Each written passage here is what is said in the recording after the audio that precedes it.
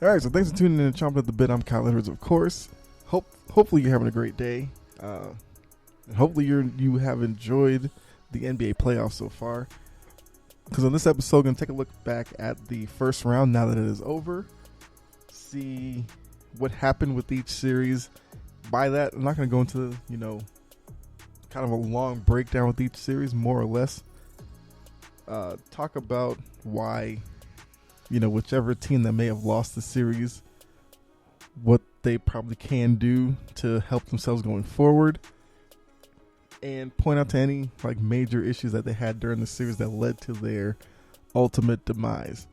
I won't spend a lot of time on the teams that won the series because later in the episode I will do predictions for the second round of the playoffs, where those teams that advanced, I'll talk about those matchups, and then that's where I can talk up those teams at that point. So first half, we'll look at the teams that have been eliminated. Second half of the episode, we'll look at the second round matchups. A couple of them pretty good. Just have to say that with the first round of the playoffs, all of the higher seeds ended up winning. And I actually went 8-0 in the prediction, so that's good.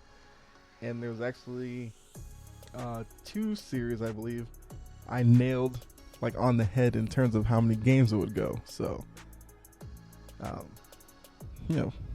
pretty happy about that. But I'll basically take it from, backtracking from the last series that finished, which was Memphis and Minnesota, all the way through to the first series that ended, which was Celtics Nets. So that's kind of the way I'm going to go about this. So with that, let's go ahead, get into these matchups, and let's see what happened. So, like I said, Memphis, Minnesota. I picked Memphis before the series started. I said Memphis in 6. That's what happened. But if you deeper dive into the series, Minnesota had all of the chances in the world to actually pull the upset in this one. Because like I said, before the series started, I said Minnesota going up against Memphis was probably the best opponent for them, because Minnesota has a lot of inexperience, but so did Memphis. And you saw that several points in this series where both teams were, figuring out how to win playoff games, because yes, Memphis won a lot of games in the regular season, but to win playoff games, and especially a playoff series, takes a little bit more, in terms of focus, execution, all that kind of stuff. And we saw lapses in that several times in this series, which is what led to Minnesota ultimately come up short. But Minnesota has a bright future, even though there were some weird things that happened during some of those games. That person who ran on the court and security dragged him off. I think it was the same series where somebody tried to handcuff themselves to the stanchion, the basket, and didn't someone try to glue themselves to the floor in the series too or something? It was weird, but it's over now. And for the Timberwolves, it was just that the inexperience got the best of them, because they lost leads in a lot of these games, and that's ultimately comes down to inexperience, because there were times where they had poor shot selection when it was the worst possible time to do so. That took some, inexcusable gambles defensively late in some of these games. Most notably that game was game 6, where Anthony Edwards on the inbounds tried to jump the passing lane for the steal, but left the lane wide open for John Morant to get to the hoop, lay it in for the go-ahead basket. It was little plays like that throughout the course of the series that ultimately plagued Minnesota. So like I said, they came up short for 4 games to 2. But like I said, they can build off of this. Karl Anthony Towns got playoff experience, which is good. Anthony Edwards, same thing. Anthony Edwards showed out in the series. And gives them something to really look forward to. So they can use this as a stepping stone. So now they know what to expect when the playoffs come. You know, you have to keep your emotions in check and just execute and be smart on defense as well as ball control in turn. You know, no stupid turnovers, stuff like that. So Memphis is moving on. Like I said, we'll talk more about them in the second part of the episode. The next series, Mavericks Jazz. Dallas won it in 6. I picked Dallas in 7, so just off there. So for Utah, this series symbolizes, well, at least it should, we'll say that, symbolize the end of this group as it is, because the Donovan Mitchell, Rudy Gobert, even you throw Quinn Snyder in there, Bogdanovich, make sure I got the right one. It's not Bogdan because that's one in Atlanta. So this is Bojan Bogdanovich. That group, changes need to be made. So Utah, more notably Danny Ainge, now that he's a part of the decision makers there, you know, you have to look at it as, do we go Donovan Mitchell? Do we go Rudy Gobert? Do we try to fix Mitchell and Gobert but change all the outside pieces like Bogdanovich, Clarkson, Conley, O'Neal, that group, make the changes there? So it's going to be interesting to see. Do you change your coach, Quinn Snyder? Now, I can't fully put it on Quinn Snyder for this, of course, because, I mean, he probably was calling great plays. It was just that Utah shooting failed them in these games.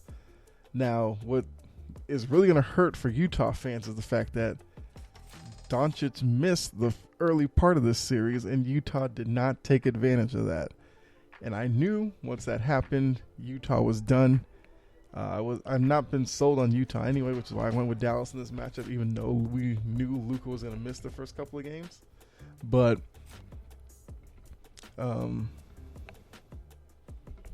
there can be some questions, I guess, raised about.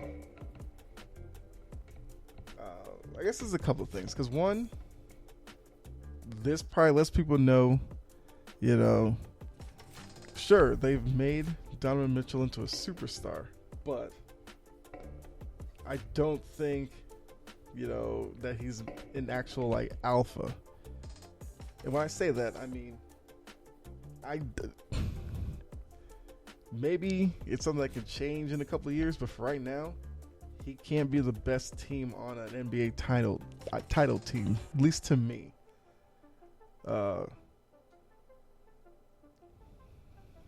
Actually, I don't know if I should say that, because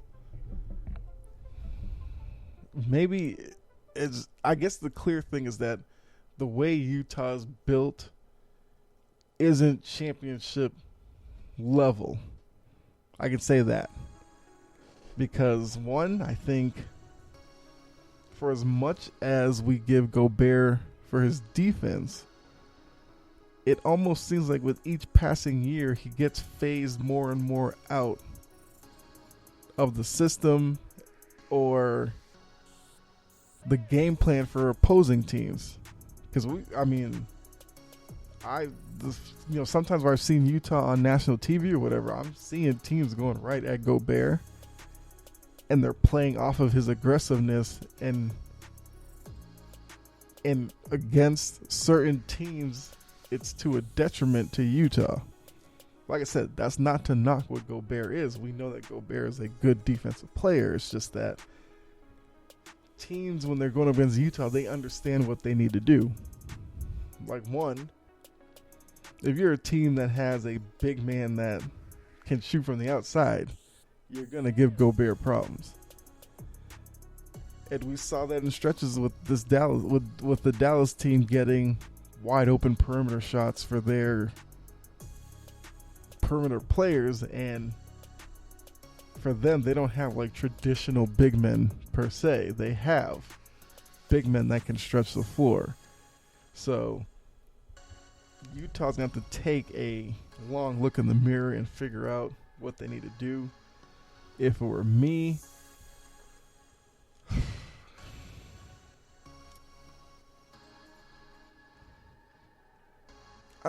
see, because I know that in the offseason we're going to hear a lot about, moving Donovan Mitchell to New York or something, because a lot of these analysts want to see Mitchell in New York because they want to see New York finally get a legit big name to sign there. But thinking about it from Danny Ainge's point of view, if it were me, I would keep Donovan Mitchell there. I'd probably look to see what I could get for Gobert and not push, full reset, but a reloading of the team where maybe you get a big man who stretches the floor, maybe isn't, as defensive minded as Gobert, but can still protect the rim a little bit, because not to say Donovan Mitchell is, beyond criticism here. Defensively, Mitchell is pretty weak. And that's part of the problem with Utah as well. Some of their perimeter guys aren't the best defenders, will put even more pressure on Gobert. So that's what I'm saying. The framework of the team needs to change. If you're going to keep Mitchell, bring in a few wings that are kind of 3-and-D type guys where at least you're getting some defensively. Because right now, their biggest contributor off the bench that they're looking to is Jordan Clarkson. And Clarkson, on some nights, can shoot you to a win.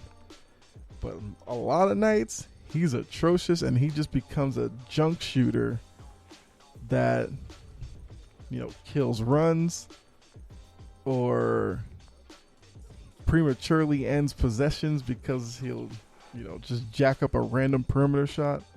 So a lot of questions in Utah, but as I knew was going to happen, they're done in the first round.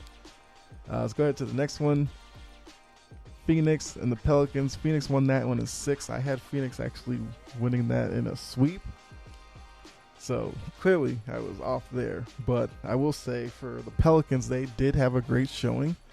Brandon Ingram and CJ McCollum look like a legit duo going forward. I don't know what the ceiling is with those two, but I could probably safely say that I would not be shocked to see them in the playoffs again next year. Now, whether that's going through the same thing that went through this year, where they're in the play-in and have to make it out of the play-in to get into the playoffs, maybe that's their destiny. Because looking at the top 6 in the West, I don't know. I don't see who they could really push down into the play-in level to take their spot. Maybe it's Utah, depending on what Utah does with their team. But questions for the Pelicans are going to be around Zion Williamson, because we saw some images during the playoff series where they were showing him like at practice doing windmill dunks and all this kind of stuff, which followed under the Ben Simmons video where I don't care. If you're not on the court, I don't need to see you going through practice to show what you got or whatever. To me, if he was doing all that in practice, why didn't he play in the series if that was New Orleans' decision to kind of like use the playoff series as for him, chance for him to, get the blood going in practice, hopefully to get a full season out of him next year. I have no problem with that. But if they can figure out Williamson and keep him healthy for a year, if possibilities with Williamson, Ingram, McCollum, we'll see. It'd be an interesting dynamic there, because technically all they'd have to do is really beat out the bottom of the West, where you're looking at teams like The Lakers, Spurs, I guess the Timberwolves are down there, and Clippers. Well, Clippers are dealing with, dealt with Paul George and Kawhi Leonard being injured, so maybe not them so much, but can they stand out from that bottom group to be a 6-7 seed where they're kind of flirting with being in the top 6? But if they have to be in the play-in tournament, they're a 7 seed. That way they get 2 cracks at winning their way into the playoffs. They were a fun team to watch. I got to give them credit. Like I said, Ingram, McCollum, Alvarado was a pest, which, I mean, he's not the biggest guy, so that's kind of got to be his card that he plays at this point. I mean, Willie Green showing all that emotion after they got eliminated. I think he'll be a great mainstay down there, at least for the next few years, hopefully. But like I said, biggest question marks, Zion, what's going to go on there? Will he... I mean, I guess he can sign a new deal this offseason. So does that happen? Would be interesting to see. I think he said, the right thing, of course. If the Pelicans want to offer him a contract, of course he'd sign it. That's what you're supposed to say at this point. So interesting offseason for the Pelicans, but ultimately they just didn't have enough to go up against the Suns, and they lose in 6. Next matchup was Philly and the Raptors. I took Philly in 7. They won in 6. For the Raptors, I just think with this current group, this is probably the best you're going to get. For them, it will always be matchup based. The worst thing that happened for them getting Philly was that they didn't really have anybody to body up Joel Embiid. But if they went up against another team, let's say, I don't know, Milwaukee or... No, not Milwaukee. They probably would have gotten steamrolled. Maybe Miami would have been a better fit.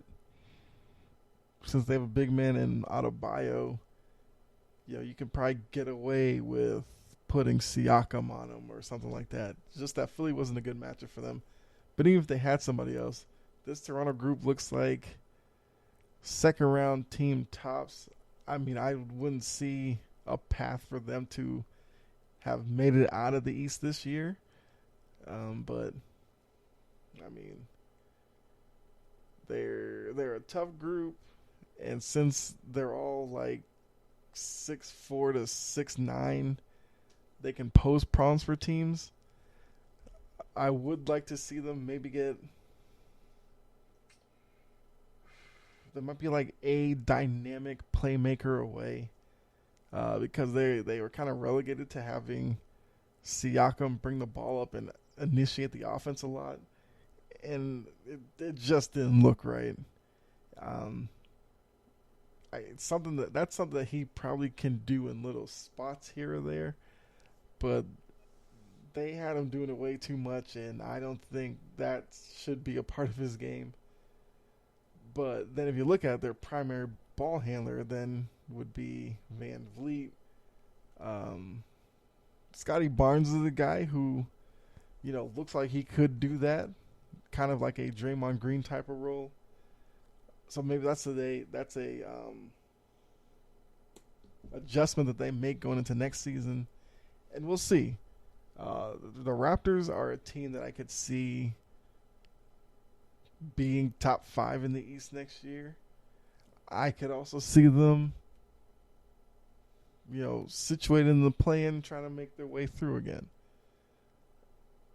They're a team, like I said, it's going to be interesting to watch based on what they do in comparison to other Eastern Conference teams. We'll probably let you know better where they will probably slot. Because this group that they have, you know what you're getting from them. Let's see, like Siakam, regular season, he'll have his ups and downs. Van Vliet, when he's on the court, he's great. But with his small stature, you just never know. During the course of a regular season, if the wear and tear of a season just doesn't wear on him at some point, and he misses games. But yeah, so ultimately, like I said, with no size to really go up against Joel Embiid, they are more or less at the mercy of Philadelphia and whether Philadelphia would execute enough to beat them. And because of that, they took them to 6 games, but ultimately that's where their season ended. And yeah, so move on to the next one. We got Warriors Nuggets. That one ended in 5. I had that one going 6. Yeah, I had the Nuggets winning that one. No, I had the Warriors winning in 6. They won it in 5. Ultimately, with that one, the Nuggets were never, they never had their full complement of weapons, with Jamal Murray sitting on the bench the whole time recovering from the knee surgery he had. So he'll definitely be back next year.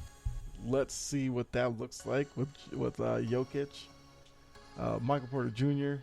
missed a lot of time this year, but he is the guy who has injury history with him anyway, so that's one of those things you have to kind of prepare for each year. The Jamal Murray one is the one that if they can get that figured out, and hopefully if this isn't a recurring type of thing, they should be fine next year. Because like I said, you're bringing Jamal Murray, that puts Monte Morris, Will Barton, those type of guys into their roles that they should have. And like I said, with Murray being out and Jokic being the definitive number one, you're asking Barton, Bones Highland, Aaron Gordon, guys like that to step their game up a little bit more. And against a good Warriors team, it just wasn't enough. But like I said, show me Jamal Murray healthy next year with Jokic doing his thing. I'm not worried about Denver here in the near future. So the next series, Bucks Bulls. That one ended in 5, and like I said, I had the Bucks winning in 5. So that was the second one I got correct, because like I said, I got Grizzlies and Timberwolves exact with 6. So this one I got right. This one you can kind of look at the Nuggets story. The Bulls had injury issues with no Caruso for a few games this series. Lonzo Ball not at all. And it just made Milwaukee's job easier, focusing their attention to DeMar DeRozan to make it as tough for him as possible, and leaving it up to guys like Zach LaVine and Vucevic to beat them on those important plays in these games. And the Bulls just were not able to execute in enough of these games to win. So it was the old gentleman sweep with this one. Going forward,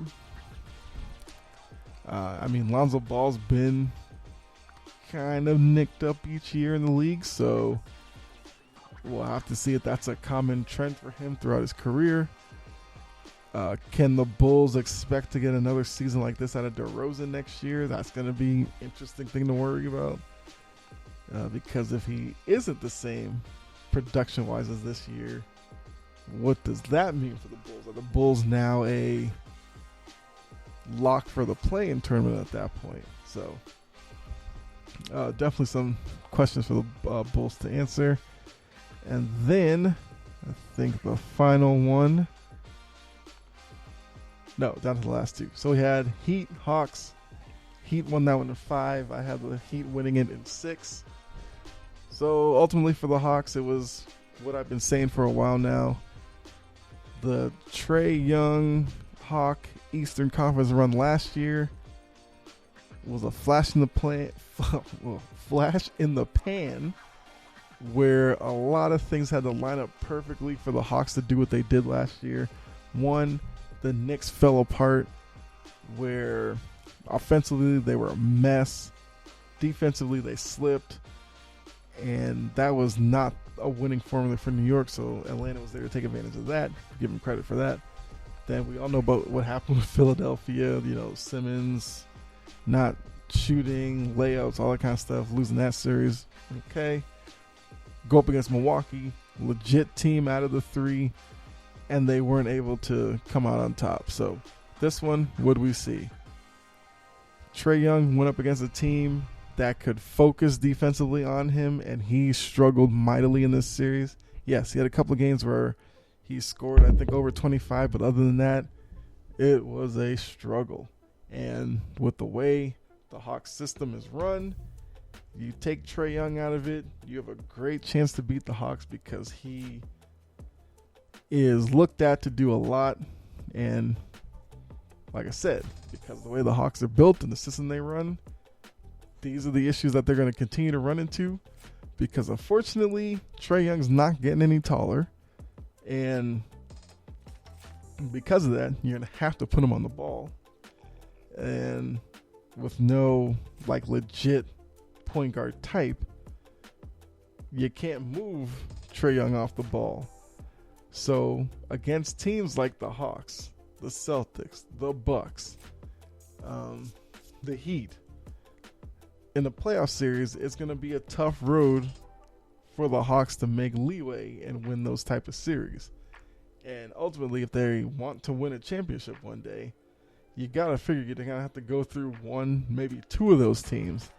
So the way they are right now, not going to happen. Going forward, they're going to have, I would like to see them bring in, like I said, a legit point guard who, play makes and all that. I'd like to see Trae Young do better with shot selection. The logo threes, reduce those to maybe one a game or one every week or something. Don't need to see them. I had this conversation with the Hawks fans on Twitter. Some, came at me for trying to, I guess, speak about what I was seeing with Trae Young. Even though a lot of the things I do say about him kind of came true and you saw it in this series. And by that I mean Trae Young against good defenses like the Heat, his ball handling isn't enough to free him up against these teams to, manufacture his own shots or manufacture easy shots for his teammates. We saw a lot of times where they try to run a pick and roll, and if the Heat sent the two guys at Trae Young was rendered useless, and they got a lot of turnovers out of that. So I don't know what they do. I do know what they should do. Gallinari's a guy that just does not seem to fit with the style of play that they should play. But he does give them production pretty consistently. So that's going to be one of those things they're going to have to think about. Guys like Lou Williams and stuff that are on the bench. I know Lou Williams was a street close this whole series, so he was hurt. But I don't really understand Lou Williams' purpose on this team.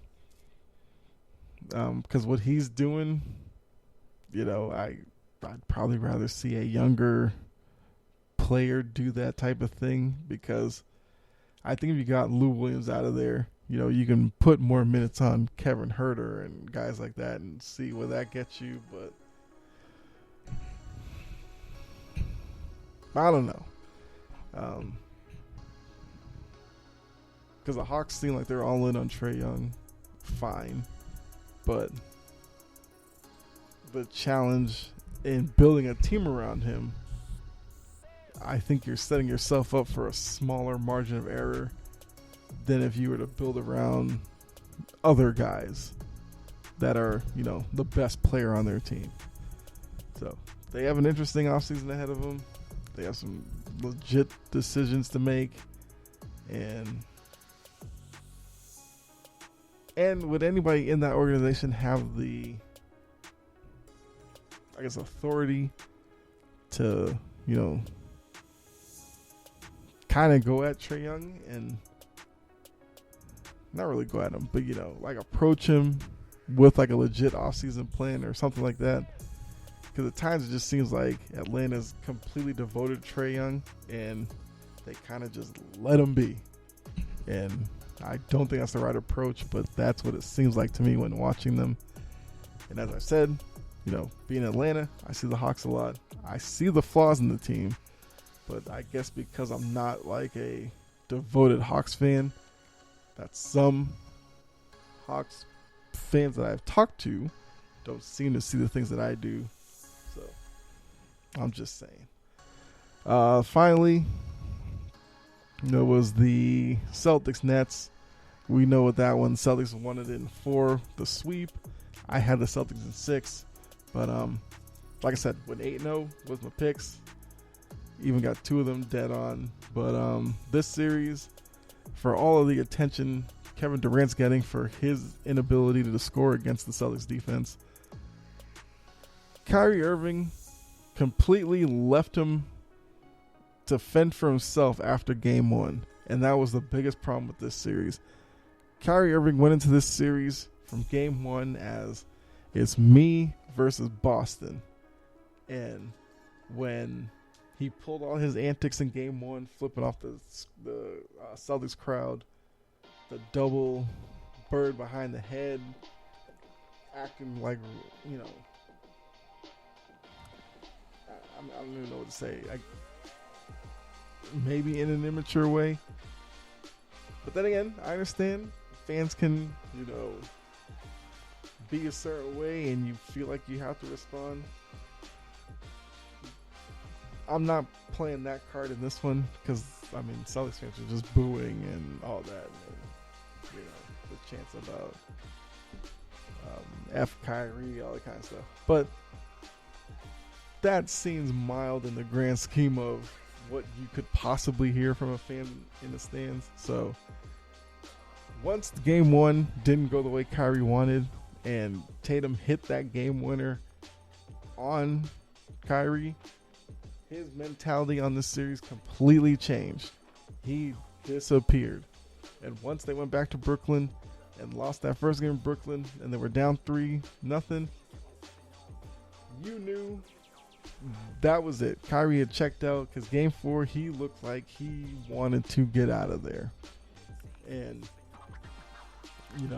I will get to his comments and all that stuff probably on another episode. But, yeah, I just think Kyrie behind the scenes wore a lot on Kevin Durant. It wore on James Harden, just that James Harden got out of there. Durant looked exhausted in this series, partly due to Tatum playing him so well, but I wouldn't doubt if mentally, Durant was on empty, having to either deal with Kyrie or answer questions dealing with Kyrie. There was a lot. And then for Kyrie to kind of no-show for much of this series after game 1, yeah. That's not a recipe to win a series against a Boston team that seems like they have it all together. So, going forward, they got to make a decision on Kyrie. I know Kyrie has made it known he wants to stay. Brooklyn's got to ask that question. Do we want him to stay? Do we try to move him? There's a certain guy out in LA who I guess would welcome Kyrie there in exchange for another guy that's out in LA, Westbrook. But then, does Durant want to go through that again with Westbrook? Because he kind of ran from Oklahoma City the first time. I think partly because of, I guess, the ceiling he felt like they reached between he and Westbrook being there. So, I don't know, but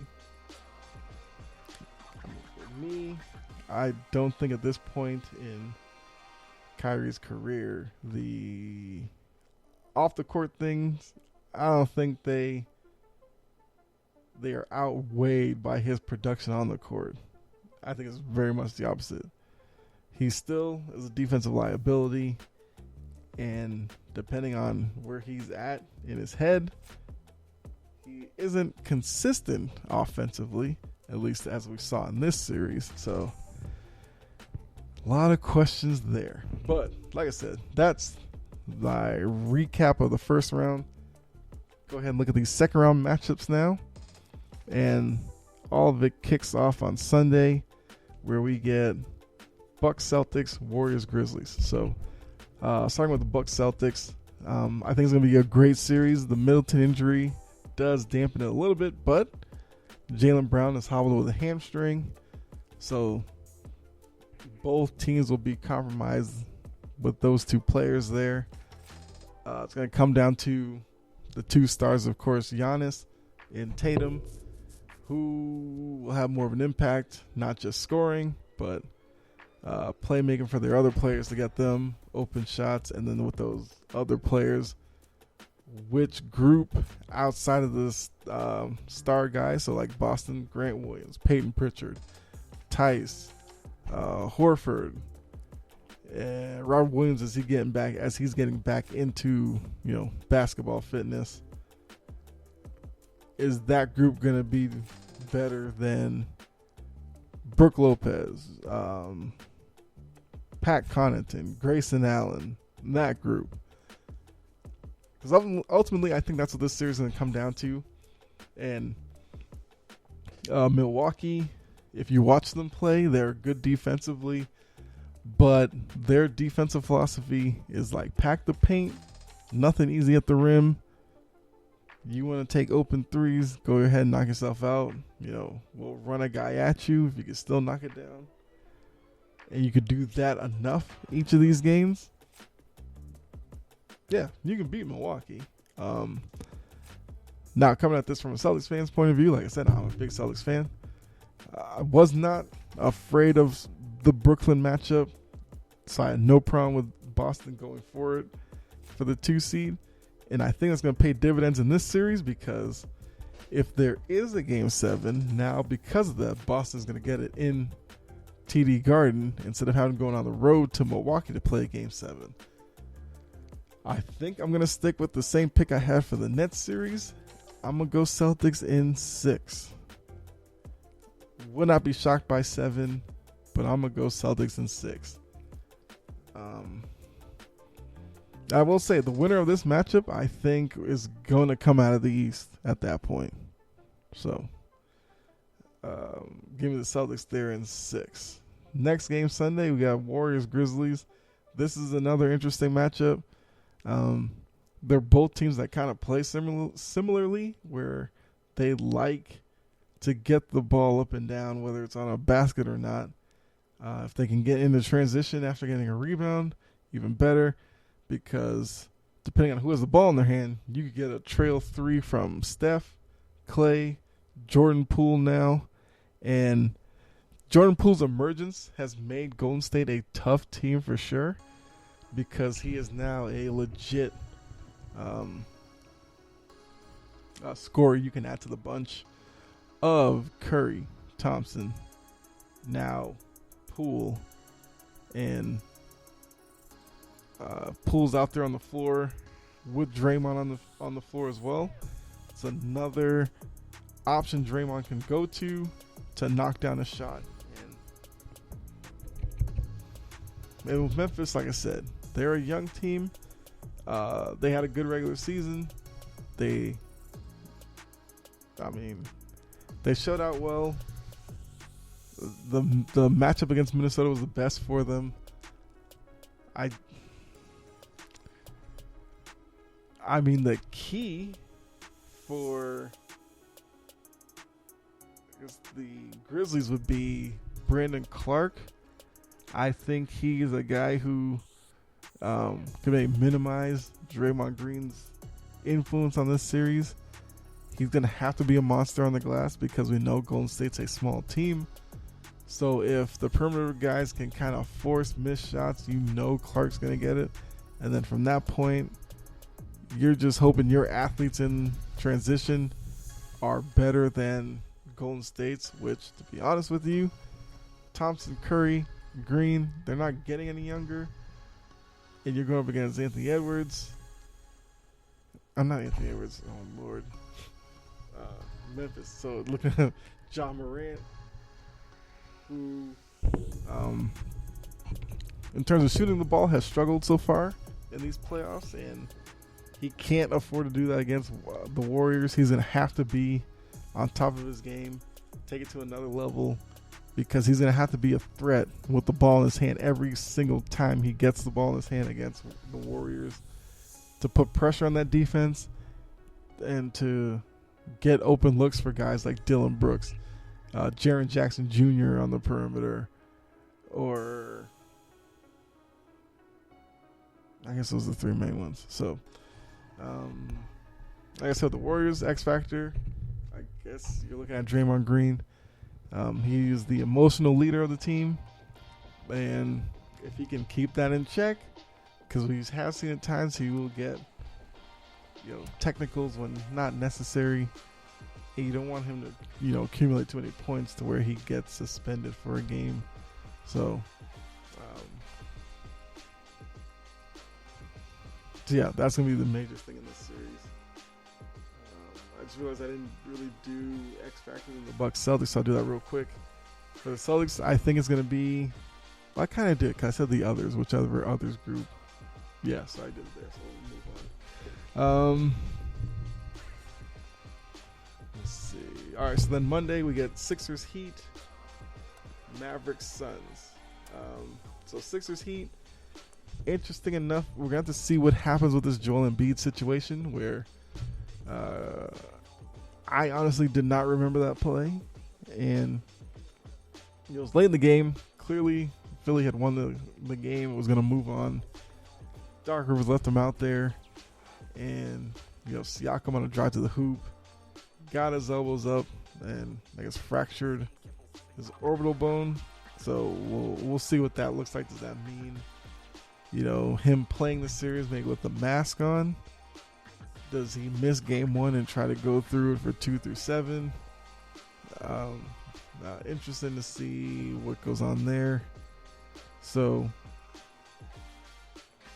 with Joel Embiid, of course, that makes life tougher for Miami without Joel Embiid. And then,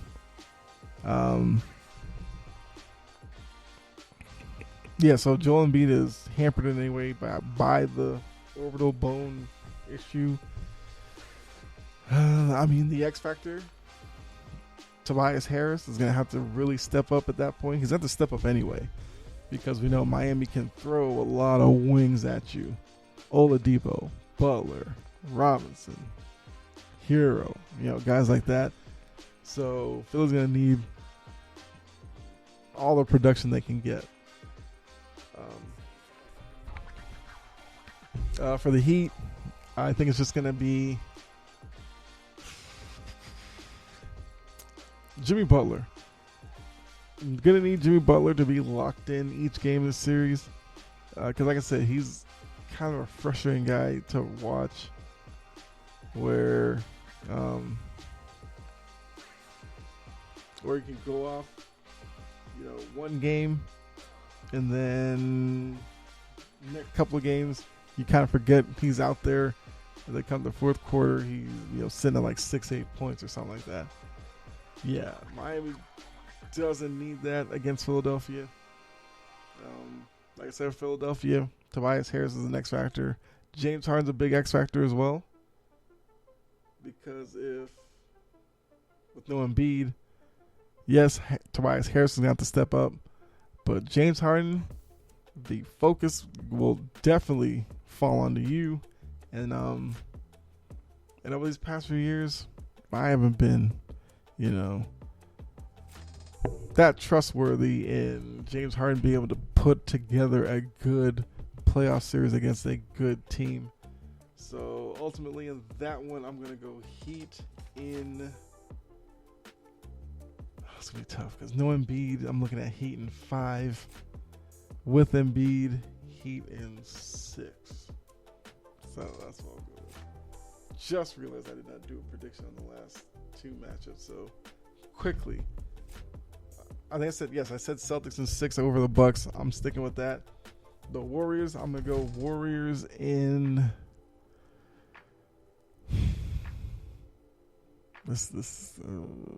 I could see Warriors in 5 here. I could also see Warriors or Grizzlies in 7, but I'm gonna go Warriors in 5 on that one. Last matchup of the second round, Mavericks and the Suns. So with that one, you're looking at you're gonna get Luka Doncic versus Chris Paul. What does Dallas do against DeAndre Ayton? I was gonna say Devin Booker, but I'm assuming they'll probably run. They'll run guys at Booker. Not saying that any of them will be effective against Booker, but Ayton, I wonder what the Mavericks do against him. And same question I had for Embiid going into the Raptors series: can he dominate?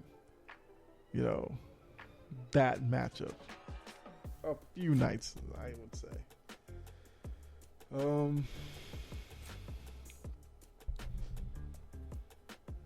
Let's see. So X factors. There's 76 is this. I said Harris, Harden if Embiid's out. Harris for sure if Embiid's there. Heat X factor. I said Butler. Yeah. So Mavericks X factor. I'm going to go. Of course, saying Luka, but that's kind of the easy answer. Can I say? I would say, yeah. I guess I'd say Spencer Dinwiddie. He's gonna have to be, Doncic's running mate each game of the series. He's gonna have to be consistent each game of the series. He can't have up and down. No, he's gonna have to be consistent. Round 20 point a game scorer. And of course that's not going to do it, but he needs to be at that level, and then the other guys can kind of fall in behind him, because we know Luka's going to, for at least a couple of these games, probably try to shoulder all the load to get a win against Phoenix. But Dinwiddie's going to have to be his legit running mate and be there consistently with him. For the Suns, the X factor. Ooh. There's a few ways I could go with this.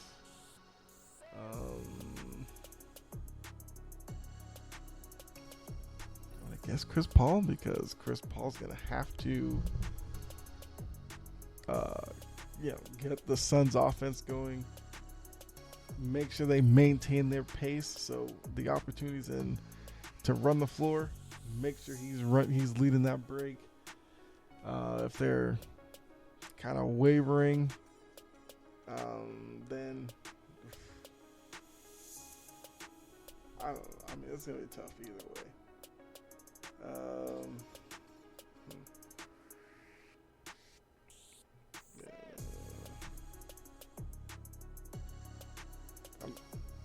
It's not tough for me in terms of who's gonna win this series, but in terms of the games, I'm all over the place in my head, because I would go Suns in. Michael Suns in 6. Yeah, I think Luka is dynamic enough to steal you a couple of games in this series. But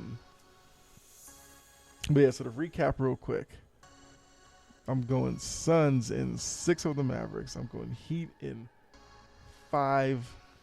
If Embiid misses any games in the series, Heat in 5. If Embiid's there all the games of the series, I got Heat in 6. I've got the Warriors in, I say 5. Yeah, Warriors in 5 over the Grizzlies. And then give me the Celtics in 6 over the Bucks. Although wouldn't be surprised if they went 7. But this second round playoffs, I think, are gonna be great. You got great matchups in each one. Bucks, Celtics. You got Giannis versus Tatum. Boom, book it. Warriors, Grizzlies. You got Steph Curry, Ja Morant. Boom, book it. You got Heat, Sixers, Butler, Embiid. All right, let's go. And then Mavericks Suns. You got Luka. Well, probably Luka Booker. We'll see. So, yeah. So let me know what you think. Let me know your picks for the second round as well. Let me know how you did if you made picks in the first round. Like I said, I got all 8 of them right. A couple of the series I got exact on the amount of games, but hey, got 8 right. Stick with that. And yeah, man, we're getting there. Blink probably be in the finals. And like I said, winner of the Bucks Celtics series you should watch anyway, but that winner I think comes out of the East. And then for the West, I would be intrigued to see Warriors Suns in the Western Conference Finals. But like I said, let me know what you think. Who are you picking? I mean, who's your team to win it all? Whatever. Let me know there. As I always say, best place, follow me on Twitter. Or if you want to leave a comment under the video, I guess for the people on YouTube, you know, since it's video, although it's an audio, you know what I'm saying. Leave a comment underneath. Let me know what you think. Wherever you are listening to this podcast episode, make sure you like, subscribe, follow, all that good stuff. Share with somebody else. Greatly appreciate that. As I always say, be safe out there. God bless. And I'll catch you next episode. Have a great day. I'm out. And enjoy the games.